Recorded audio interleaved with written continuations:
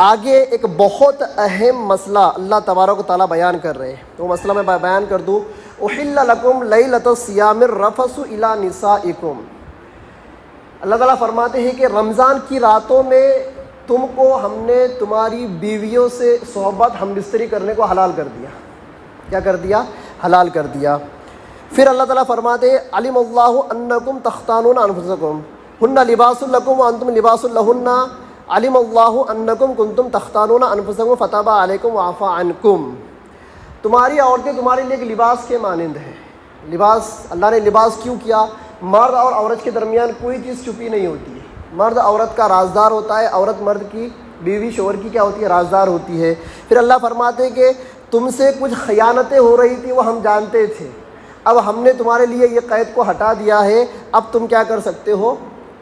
رمضان کی راتوں کے اندر بھی کیا اپنی بیوی سے ہم بستری کر سکتے ہو۔ اس آیت کا شان نزول کیا ہے؟ ہوا کیا تھا؟ ابتدائی زمانے میں جب روزے کا حکم آیا تھا تو حکم یہ تھا کہ رات میں تم جب تک جاگے ہو تب تک ہی کھا پی سکتے ہو اور اپنی بیوی سے جمع کر سکتے ہو، تب تک جاگے ہو۔ سنو، اب سمجھنا ٹائم ہو رہا ہے 10 بجے، 11، 12، 1، 2، 3، 4 بجے ہم سحری کرتے ہیں۔ اب بندہ کب تک جاگ رہا ہے؟ 2 یا 3 بجے تک جاگ رہا ہے۔ کوئی بندہ اگر 12 بجے سو کر اٹھ جائے تو 12 بجے کے بعد سے ہی اس کا روزہ شروع، نہ وہ بیوی سے ہم بستری کر سکتا، نہ کھا پی سکتا، نہ کچھ کر سکتا۔ پھر ہوا کیا؟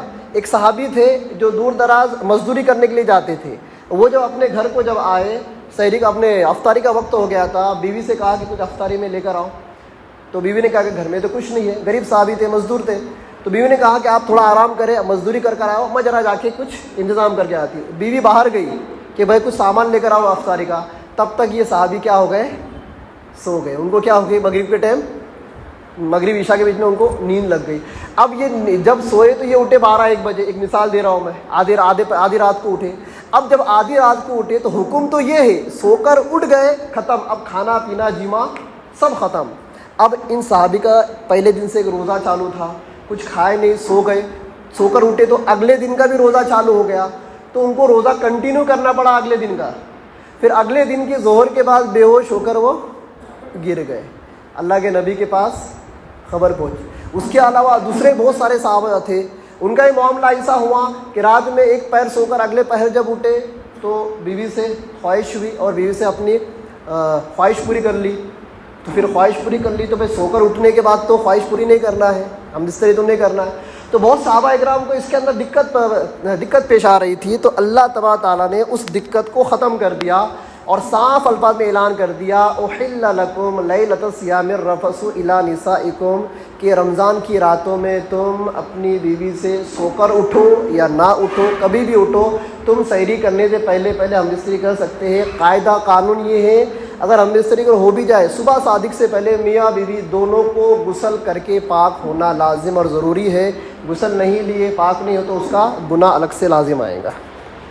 پھر آگے اعتکاف کا ذکر ہے، انشاءاللہ وہ اعتکاف کے اندر وہ باتیں آ جائیں گی۔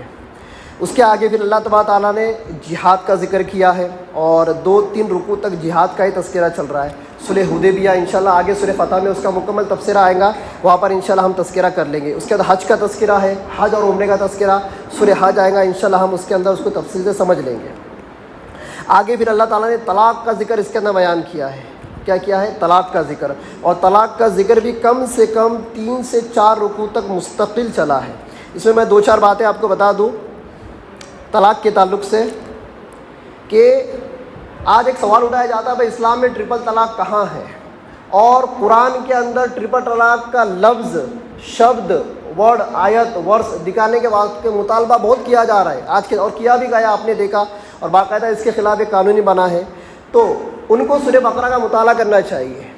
کس کا؟ سورہ بقرہ کے اندر اللہ تعالیٰ نے 1 طلاق، 2 طلاق، 3 طلاق کا تذکرہ کیا ہے پورے 1.5 رکوع کے اندر۔